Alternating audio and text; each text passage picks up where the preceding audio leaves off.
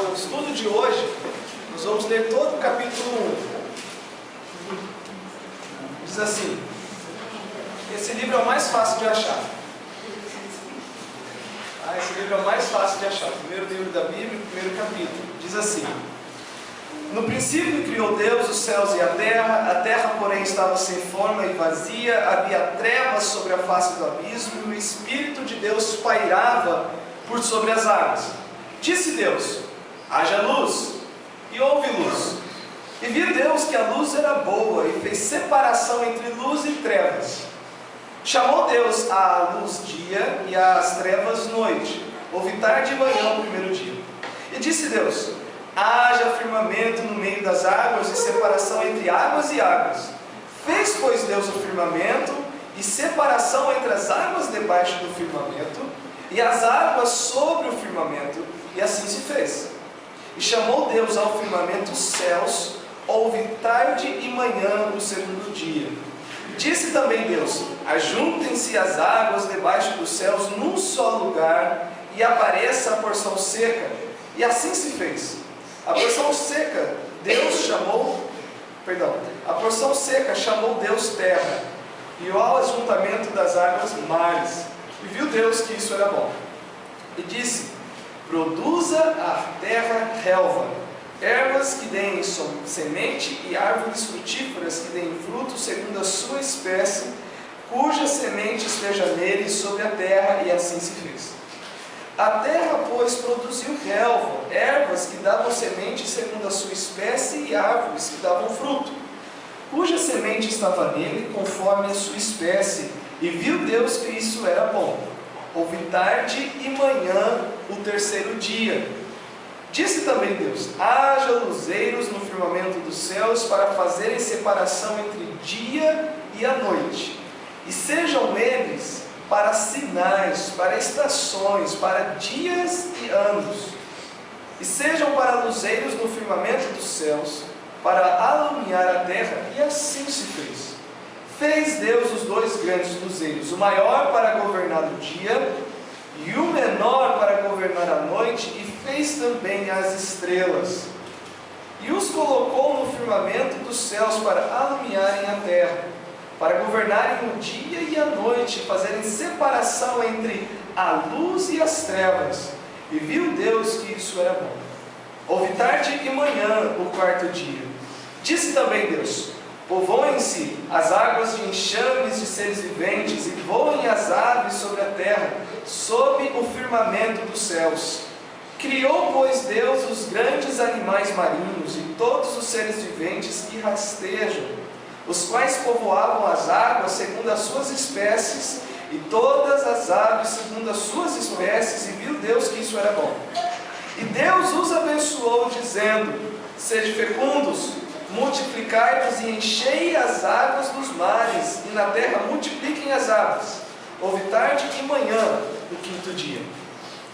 Disse também Deus: produza a terra seres viventes, conforme a sua espécie, animais domésticos, répteis e animais selváticos, segundo a sua espécie. E assim se fez. E fez Deus animais selváticos segundo as suas espécies, e os animais domésticos conforme as suas espécies, e todos os répteis da terra conforme a sua espécie. E viu Deus que isso era bom. Também disse Deus: façamos o homem à nossa imagem, conforme a nossa semelhança. Tenha ele domínio sobre os peixes do mar, sobre as aves do céu, sobre os animais domésticos, sobre toda a terra, e sobre todos os répteis que rastejam pela terra. Criou Deus, pois, o homem à sua imagem, à imagem de Deus o criou, homem e mulher os criou. E Deus os abençoou e lhes disse: sede fecundos, multiplicai-vos, enchei a terra e sujeitai-a, dominai sobre os peixes do mar, sobre as aves do céu, sobre todo o animal que rasteja pela terra. E disse Deus ainda: eis que vos tenho dado todas as ervas que dão semente e se acham na superfície de toda a terra, e todas as árvores em que há fruto que dê semente, isso vos será por mantimento. E a todos os animais da terra, e a todas as aves dos céus, e a todos os répteis da terra em que há fôlego de vida, toda erva verde lhe será para mantimento, e assim se fez. Viu Deus tudo quanto fizera, e eis que era muito bom. Houve tarde e manhã o sexto dia. Vamos orar. Pai, obrigado pelo tempo que podemos ter da Escola Bíblica Dominical, pelos ensinamentos que o Senhor trouxe aos nossos corações nessa manhã. Dá-nos graça e inclina-nos a temer ao Teu nome, a obedecer a Tua palavra, principalmente termos alegria na Tua presença, Deus. O Senhor instrua os nossos corações nessa manhã, assim como diz a Tua palavra, os céus proclamam a glória de Deus, um dia discurso, a outro dia as obras que as Tuas mãos fizeram, Pai. E aqui nós estamos vendo esse discurso, essa proclamação da grandeza e da glória do Senhor. Que isso nos traga mais para perto de Ti. Em nome de Cristo eu oro e Te agradeço. Amém. Hoje nós vamos ter uma visão geral do primeiro capítulo de Gênesis. Você lendo Gênesis talvez tenha notado, olha, Gênesis capítulo 1 nós temos a criação, os 6 dias, e nós temos a criação do homem. Mas quando vai para o capítulo 2, o foco maior é também só na criação do homem. Então nós vamos ver qual é essa diferença e como entender melhor o capítulo 1. Como que nós podemos abordar o livro do Gênesis? De que maneira você vai para a leitura do livro do Gênesis? Primeiro, nós usamos o método de interpretação literal. O que isso significa? Que quando a palavra de Deus diz, e disse Deus, haja luz, nós cremos literalmente que Deus criou do nada a luz. Quando nós lemos que houve tarde e manhã no primeiro dia, nós cremos literalmente que houve um dia de 24 horas. Nós não alegorizamos, ou nós não pegamos isso e damos um outro sentido que não é o que está no texto, no sentido da palavra, do original. Conforme você vai progredindo na sua leitura bíblica, entenda que a melhor maneira de interpretar é levando de maneira literal o texto. Segundo, observe cuidadosamente o texto. Quando você está desejoso de aprender e de entender uma passagem bíblica, no mínimo umas 10 leituras. No mínimo. Leia, leia, leia, vá tomar uma água, vá caminhar, depois volte, leia, leia, peça a orientação de Deus. Senhor, ilumine o meu entendimento, eu preciso entender, eu quero entender aqui. Eu creio que muitos aqui já devem ter experimentado, você passar por uma passagem bíblica, e em uma outra oportunidade, uma outra ocasião, você lê e ela falar com você como nunca falou antes, e parece que alguma coisa saiu dos seus olhos. Você entendeu a verdade do texto. Contexto é a chave. Nós temos o texto. E depois nós temos o contexto, onde ele está inserido. Qual é a verdade dessa expressão dentro da ideia geral do texto? Comparem Escritura com Escritura. Lembra lá em 1 Coríntios 2 que as coisas espirituais se discernem espiritualmente, a ideia de discernir é ser colocado de frente uma para a outra, serem testadas uma com a outra. Você usa um outro trecho da Escritura para tentar entender um trecho que parece obscuro. Tá bom? O que nós vamos ver hoje? O duplo quadro da criação. Nós vamos ver uma palavra-chave no versículo 2, duas expressões chaves no versículo 2, que vai ajudar a entender os 6 dias da criação. Alguém já perguntou para você, quando querem dizer que é um mito, Gênesis, que a Bíblia não deve ser levada a sério, que as coisas ali não são tão assim? Essa semana eu estava lendo de uma pessoa que lida quebrando argumentos. Houve argumento de alguém e aí vai tirando o que está por trás dos argumentos. Ele falou uma coisa interessante, que o ateu e o agnóstico, aquele que nega tanto a existência quanto a não existência de Deus, o ateu já nega Deus literalmente, eles trabalham para produzir um ambiente no qual Deus não se encaixe nele. A luta deles não é somente dizer que Deus não existe, mas é produzir um ambiente, produzir algum tipo de argumentação em que Deus não se encaixe nisso. Então, por isso que eles vêm e partem para o livro do Gênesis e perguntam: mas Deus, no primeiro dia Deus criou a luz, mas não tem sol, não tem lua, não tem estrela. Como que isso encaixa? Está vendo? não tem pé nem cabeça. Então o que nós vamos trabalhar hoje é ver de que maneira Deus dispõe. Por que Deus fez essa sequência? O que Ele quer mostrar com isso? Versículo 1 e 2 diz assim: no princípio criou Deus os céus e a terra porém estava sem forma e vazia, e havia trevas sobre a face do abismo, e o Espírito de Deus pairava sobre as águas. Primeiro, a terra porém estava sem o quê? Forma e vazia. Então esses são os dois quadros que você tem que ter em mente. Primeiro, Deus aponta que a terra estava sem forma, e aí nós temos o Espírito Santo pairando como se fosse uma ave por sobre os ovos, chocando e preparando para a formação, o nascimento. A terra estava sem forma e estava vazia. Acho que em Isaías é dito que Deus não criou a terra para ser um caos, para que ela não tivesse ordem. Uma boa maneira de entendermos o que essa forma e esse vazio significam é relacionando com os dias da criação. Primeiro, forma, você pode entender o seguinte: quando diz que a terra estava sem forma, Deus deu forma à terra nos 3 primeiros dias. Guarde bem isso. A terra, porém, estava sem forma e vazia. Nos 3 primeiros dias, Deus ele dá forma à terra. E nos dias 4 a 6, ele preenche o vazio que estava. Agora, lendo o texto de Gênesis, nós vamos ver melhor isso, tá? Então, a gente está muito assim acostumado, eu não digo que é errado, da lógica, Porque nossa mente é lógica. Ainda que não ensine lógica nas escolas hoje, que é uma tristeza, não sei se tem alguma escola particular que ensina, mas seria algo bom da gente ver qual que é está fugindo as palavras aqui. A beleza do argumento, a veracidade do argumento, a pontuação correta, suscetiva do argumento.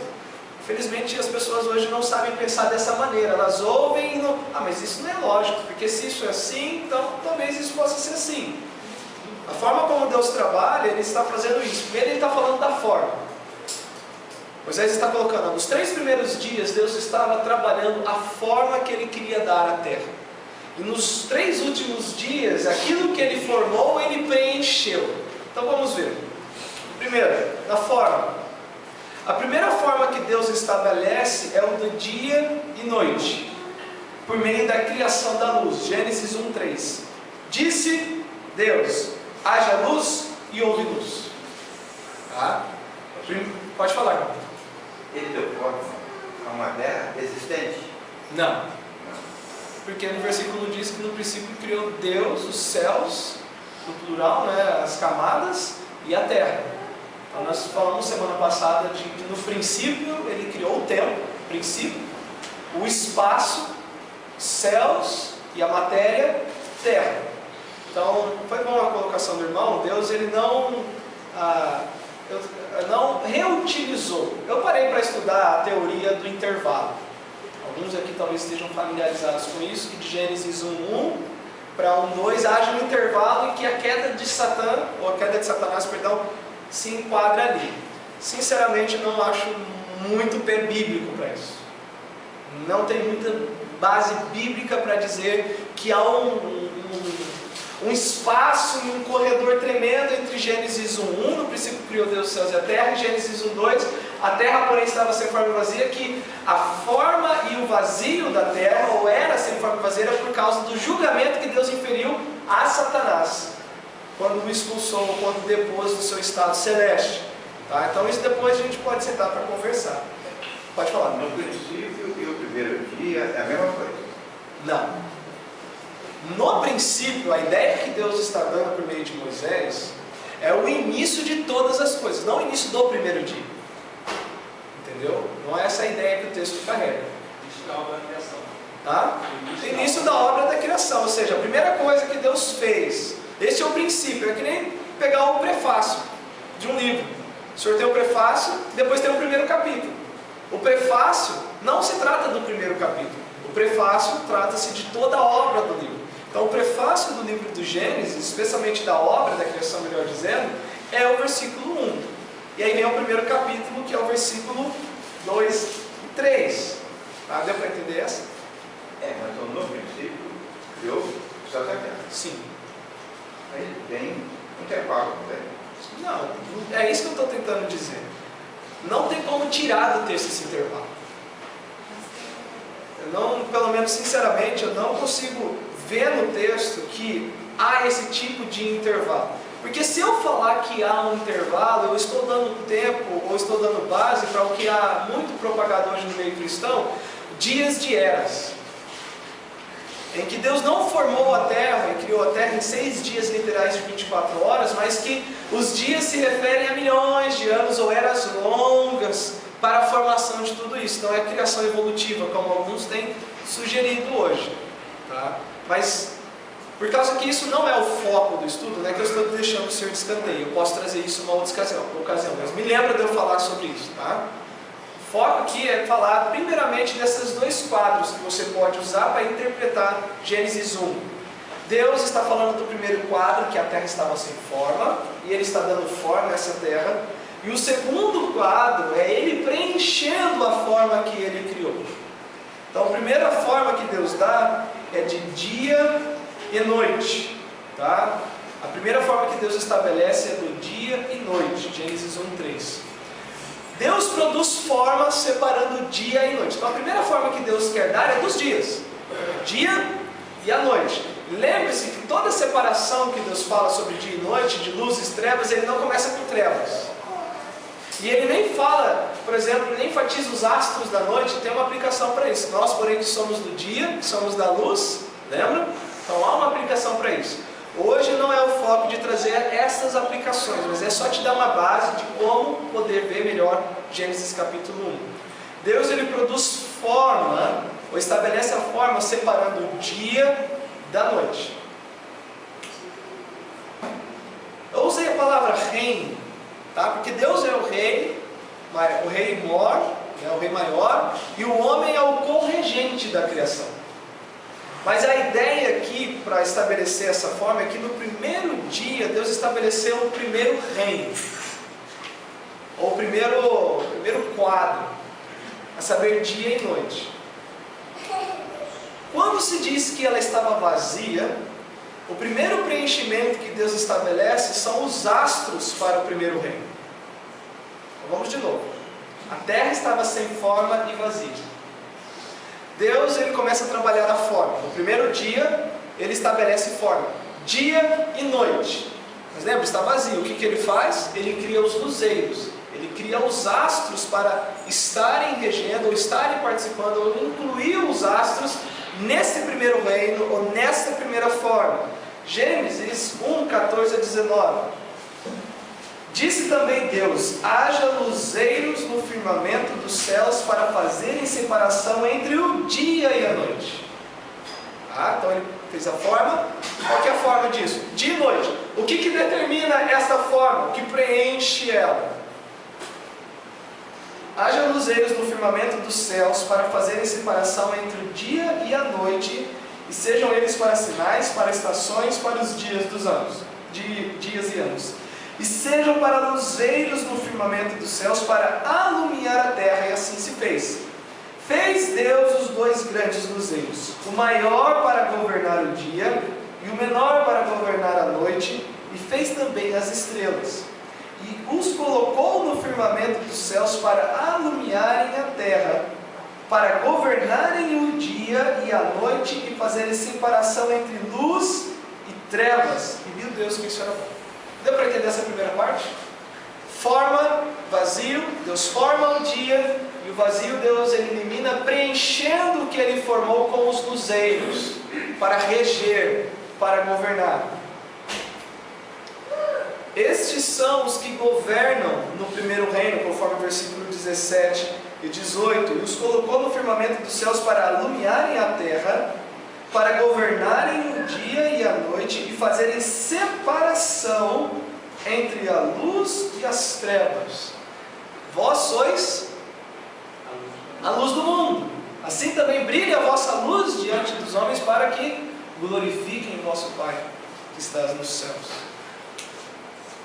Deus formou e preencheu o primeiro reino. Não estou falando de primeiro dia, eu não estou falando de quarto dia, eu estou falando do que, vamos dizer assim, dos quadros, né? Dos reinos que Deus vai estabelecendo.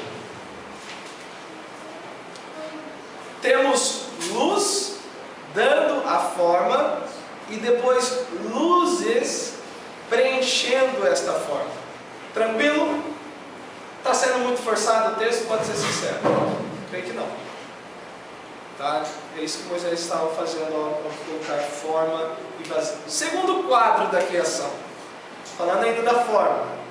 A segunda forma que Deus estabelece são os céus por meio de separação das águas. Primeiro ele estabelece dia e noite, coloca os luzeiros, o sol, a lua, as estrelas que têm um propósito para o qual eles foram criados. A segunda forma que Deus estabelece são das águas de cima, das águas de baixo, a diferenciação, a separação. Gênesis 1, 6 a 7. E disse Deus: haja firmamento no meio das águas, e separação entre águas e águas. Firmamento no meio das águas, está falando da parte seca, mas depois isso se torna mais claro. E separação entre águas e águas. Fez, pois, Deus o firmamento e separação, o firmamento está falando dos céus. Fez, pois, Deus o firmamento e separação entre as águas debaixo do firmamento e as águas sobre o firmamento, e assim se fez. E chamou Deus ao firmamento céus. Houve tarde e manhã o segundo dia.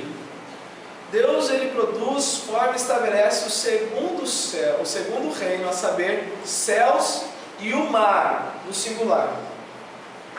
Alguém já estudou sobre a Pangeia? Creio que todo mundo já deve ter lido sobre isso. Que no início havia só um continente e um mar só. Que, segundo a nossa convicção e a nossa crença, é que quando houve o dilúvio, houve a separação. Então, se você olhar o litoral africano, encaixa certinho com o litoral do Brasil. Pelo menos se você lembrar no mapa, se o mapa vier à sua cabeça agora. Segunda forma que Deus estabelece é entre céus e mar. O que Deus usa para preencher essa segunda forma? O segundo preenchimento que Deus estabelece são os animais celestes. Não que se trata do céu espiritual, mas os animais que povoam o céu. E os animais marinhos para o segundo reino. Gênesis 14... anotei errado. Gênesis 21 em diante. Gênesis 20 em diante. Deus estabelece a segunda forma. Dentro desse estabelecimento das formas, o segundo que ele estabelece entre os céus e o mar. Gênesis 1:20. Disse também Deus: povoem-se as águas de enxames de seres viventes, e voem as aves sobre a terra, sob debaixo do firmamento dos céus. Criou, pois, Deus os grandes animais marinhos e todos os seres viventes que rastejam, os quais povoam as águas segundo as suas espécies, todas as aves segundo as suas espécies. E viu Deus que isso era muito bom. Estes são os que governam o segundo reino. Mas não é Adão que vai governar? É Adão que vai governar, nós vamos ver isso. Mas da forma que Deus está colocando, de preencher esse vazio, esses são os que usam.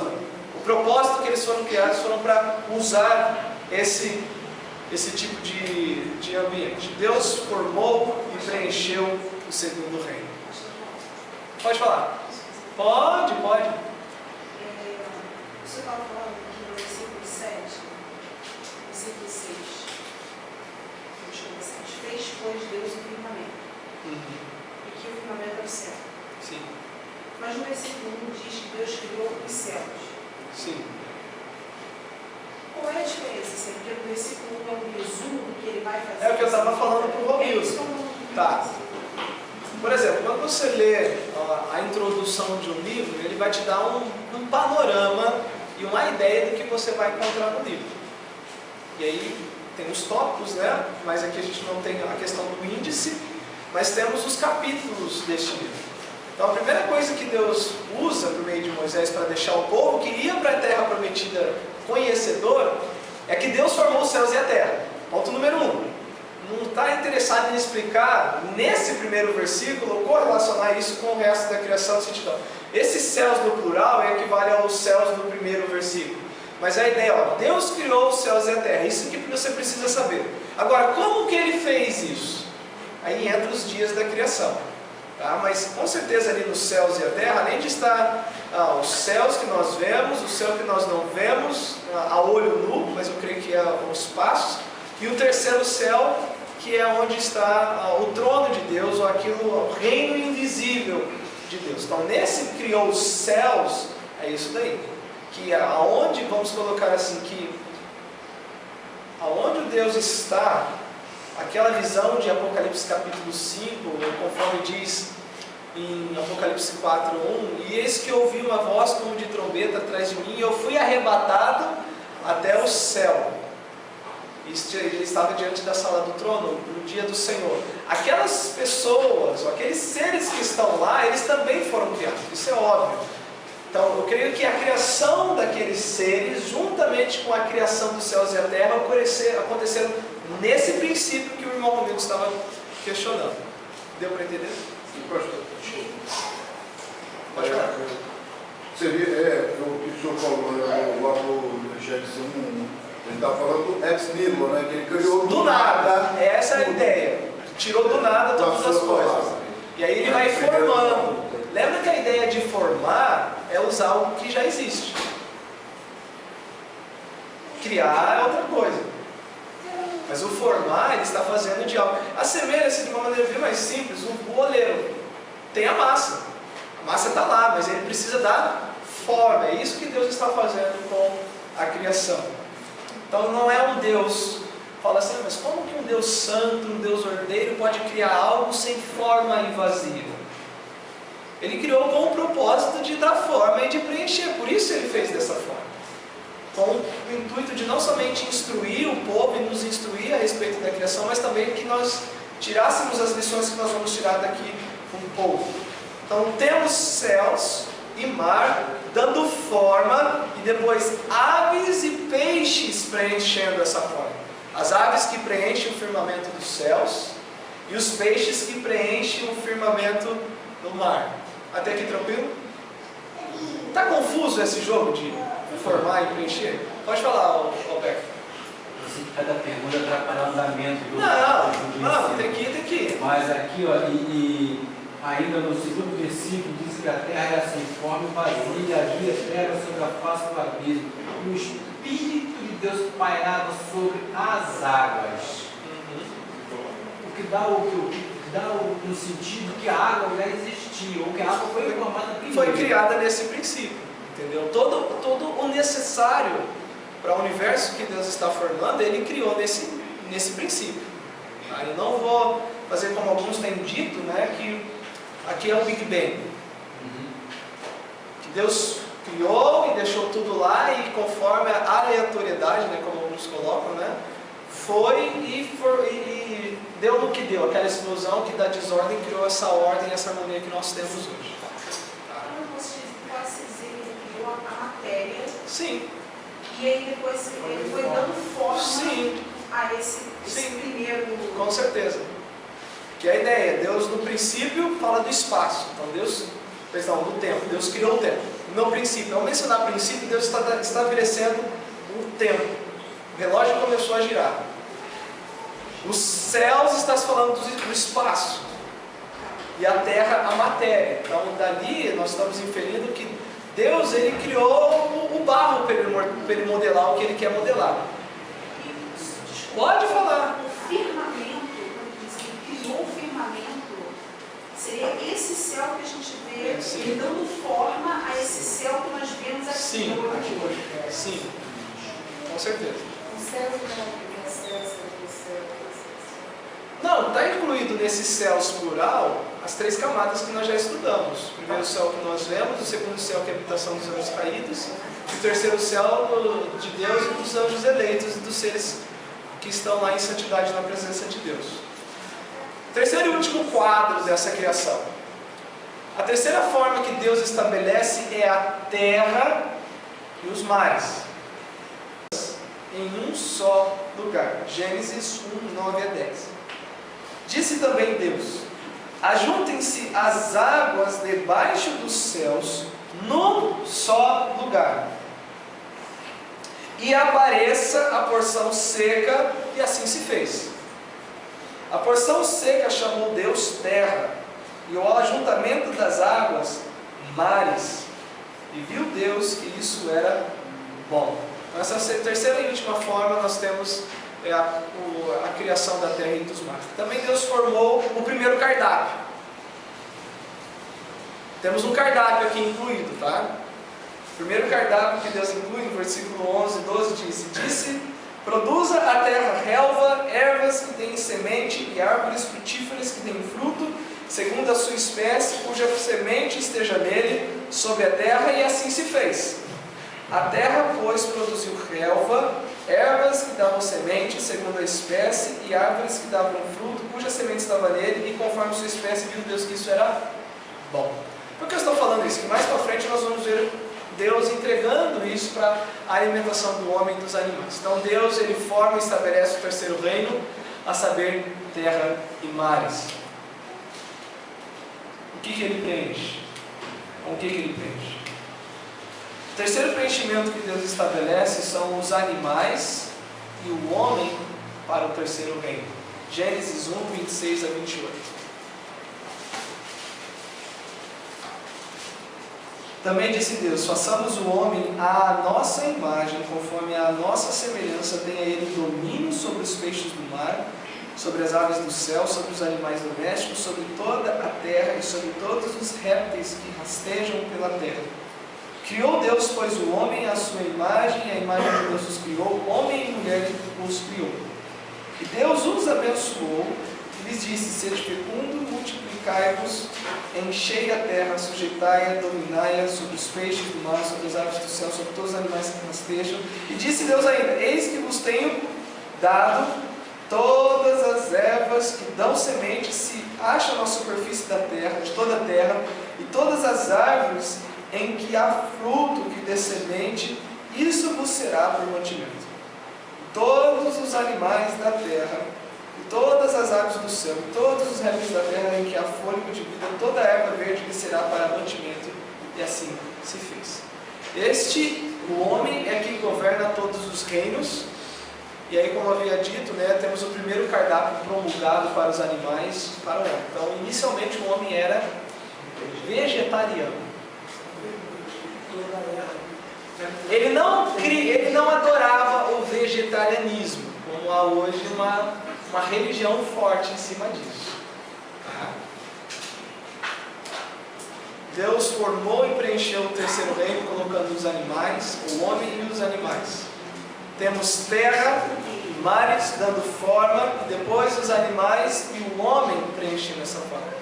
Então, basicamente, a forma de você entender aquele sem forma e vazia não é que Deus ele não tem poder para fazer tudo de uma vez. Criar a terra já do jeito que está na descrição, mas Ele escolheu fazer dessa maneira, formando assim. Isso dá uma ideia do quê? De progressão, né? A vida cristã, a semente que cai em boa terra, ele produz a 30, 60 e a 100 por 1. Você começa tomando leite, depois você come pão, e depois você come carne. Isso é a ascensão que Deus nos mostra na criação. Você chega, você ouve o Evangelho, você nasce de novo, Ele faz a luz nascer no seu coração, Ele te dá forma, que é a forma de Cristo, Ele preenche essa forma com o Espírito Santo, e no decorrer da vida cristã, Ele vai incluindo as coisas, Ele vai transformando, Ele vai preenchendo. Qual que é a conclusão? Viu Deus tudo quanto fizer, e eis que era muito bom. Gênesis 1, 10, 18, 25 e 31. E todos estes se referindo com a distinção positiva. Pode falar, irmão. Deus foi criando e foi falando que era bom, né? Depois que a mulher entrou, ele falou que era muito bom. Bom também, né? Também era muito bom. Adão, quando ele diz, essa é osso dos meus ossos, a ideia é que ele pulou de alegria. Aí a força da expressão ali, quando Quando Deus forma a mulher da costela de Adão e ele diz, eis que esta é a ossa dos meus ossos, carne da minha carne, é como se ele, oba! Desse jeito. É porque a obra de Deus vai criar a mulher também, então estava descompletando. Com certeza. Então, o homem era sem forma. E ele preencheu o vazio do homem criando a mulher. Então isso daí depois eu deixo você usar como declaração de amor. Mas Deus ele formou o homem e preencheu o vazio do homem com a mulher. Pariei uma auxiliadora que ele seja todo. Não é bom que o homem esteja só. Tá? Não é bom. Só o homem e a mulher. Pode ficar só. Viu Deus tudo quanto fizeram e eis que era muito bom. Tudo o que Deus fez é bom porque Deus é bom. Não é que ele é um ótimo artista, não é que ele é um ótimo artesão, escultor, pintor. Não é porque ele é exímio nessas obras, mas é porque ele é bom, o seu caráter é bom. Seus feitos não estão separados de sua natureza e caráter. E aqui a gente deve cuidar disso. Se nós tivermos um caráter cristão, se o nosso preenchimento for o que Deus quer que seja, cheio da palavra, cheio de Cristo, cheio do Espírito, o que fizermos será bom. Há pessoas que externamente conseguem maquiar a crueldade do seu interior com atos bons. Por exemplo, traficantes fazem o que na favela? Dão cestas básicas, ajudam a comunidade, mas internamente não. Vendem drogas, destroem famílias, matam povos. Ah? Destroem, né? Destroem. E a nossa tendência, às vezes, é querer nos contentar com esse tipo de maquiagem. Externamente eu estou fazendo o necessário, mas internamente eu continuo um covil. Aqueles que limpam o exterior do copo, mas deixam o interior sujo. Deus, Ele fez tudo que Ele fez é bom, porque Deus é bom. O seu caráter, a sua natureza, irmãos, isso deve nos fazer imitá-lo. Não só ficar preocupado com que os outros vejam a qualidade das nossas obras, mas que as nossas obras mostrem a qualidade do nosso caráter que aponta para Cristo. E Ele seja glorificado. Salmo 145, 9, vamos ler.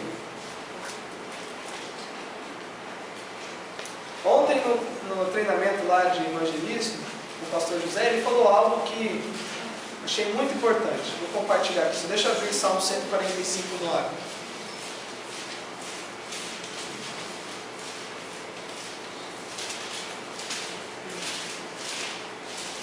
Geralmente, quando a gente está evangelizando, conversando com alguém a respeito da palavra, quando nós temos a Bíblia do lado, mas já sabemos o versículo decor, o que é mais fácil fazer?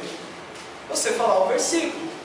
Mas a pessoa que está recebendo aquilo, se é um incrédulo principalmente, ele não vai saber a diferença de quando começa a sua palavra, quando termina a sua palavra e quando começa a Bíblia. Mesmo que eu graças a Deus, eu possa saber muitos versículos de cor, e esse é um, é bom que a gente mostre que está na Bíblia. Abrir, ler para a pessoa ver, ó, aqui termina o que eu estou te falando e aqui começa o que Deus está falando. Ou o que eu estou falando a respeito de Deus é isso aqui. Salmo 145, 9. O Senhor é bom para todos. O Senhor é bom para aquele que... Esses dias eu vi uma foto de uma pessoa colocando a Bíblia no micro-ondas para cozinhar com alguma coisa, porque ele leu algo lá que lhe deixou triste. Quis queimar a Bíblia. Uma coisa assim. Deus é bom para esse tipo de pessoa.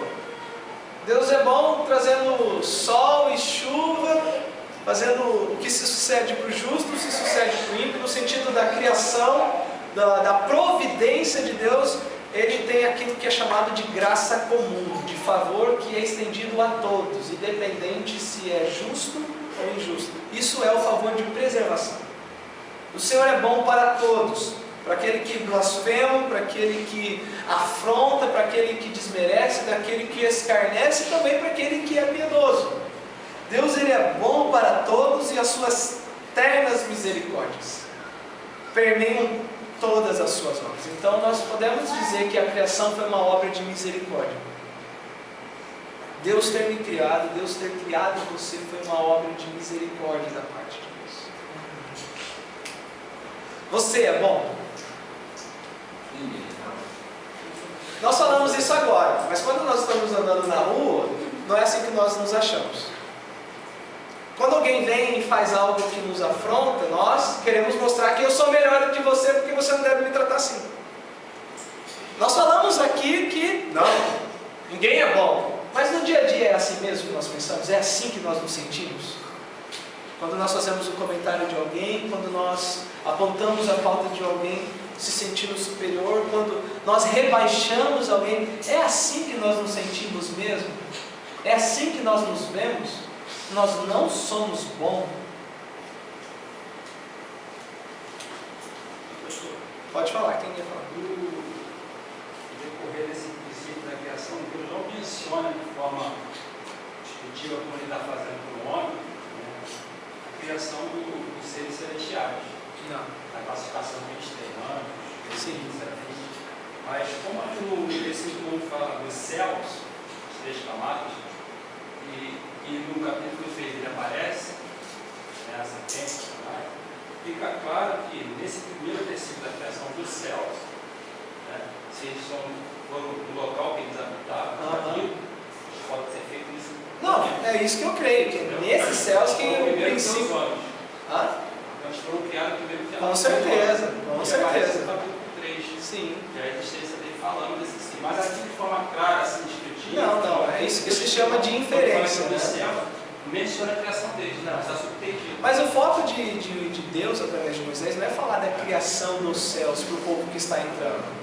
É para eles entenderem o que Deus, quem Deus é e o comportamento e a reação que eles devem ter para com esse Deus. Voltando, você é bom? Salmo 14:1. Diz o insensato no seu coração: não há Deus, corrompem-se e praticam a abominação, já não há quem faça o bem. Salmo 14:3. Todos se extraviaram e juntamente se corromperam, não há quem faça o bem, não há nenhum sequer. Salmo 53:1. Diz o insensato no seu coração: não há Deus. Corrompem-se e praticam a iniquidade, já não há quem faça o bem. 53:3. Todos se extraviaram, juntamente se corromperam, não há quem faça o bem, não há nenhum sequer. Eclesiastes 7:20. Não há homem justo sobre a terra que faça o bem e que não peque. Romanos 3:12. Todos se extraviaram, a uma se fizeram inúteis, não há quem faça o bem, não há nenhum sequer. É bom, seu pai só. É bom que a gente tenha isso em mente. Que Deus é bom, nós não somos. E é o que diz em Marcos 10, 17, 18, o último texto. Marcos 10, 17 a 18.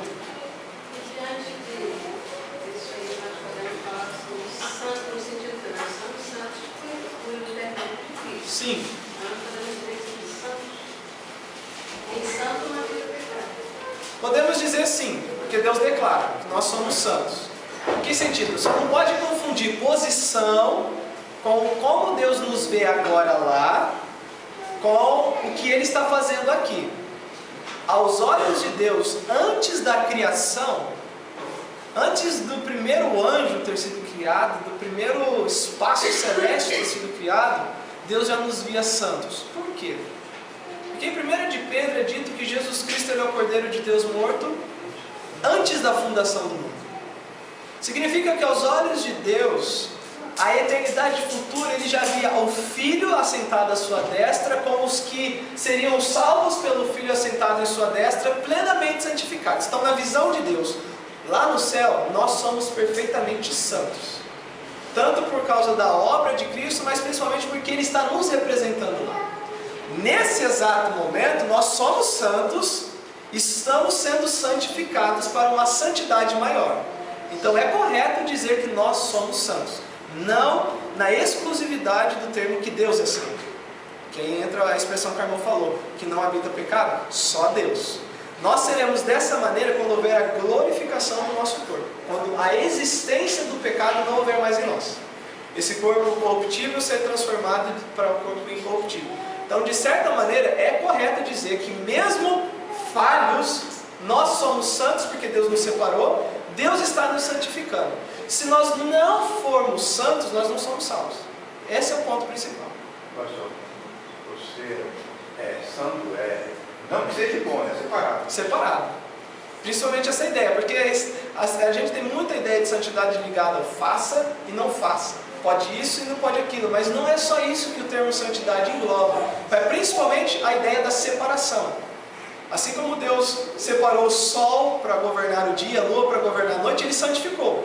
Essa seria a ideia, não no termo religioso ou aquele termo espiritual, mas simplesmente a ideia de que Ele determinou algo para determinada coisa e o outro para outra coisa. Ele nos determinou para Ele nos separou para Ele, por isso nós somos santos. Não, eu falo isso que eu vejo assim, na minha igreja, eu vejo que para mim a única pessoa santa é o Senhor Deus. Porque às vezes quando eu pego, não é que eu sei que eu estou sendo transformada, mas às vezes a gente, como nós podemos fazer isso?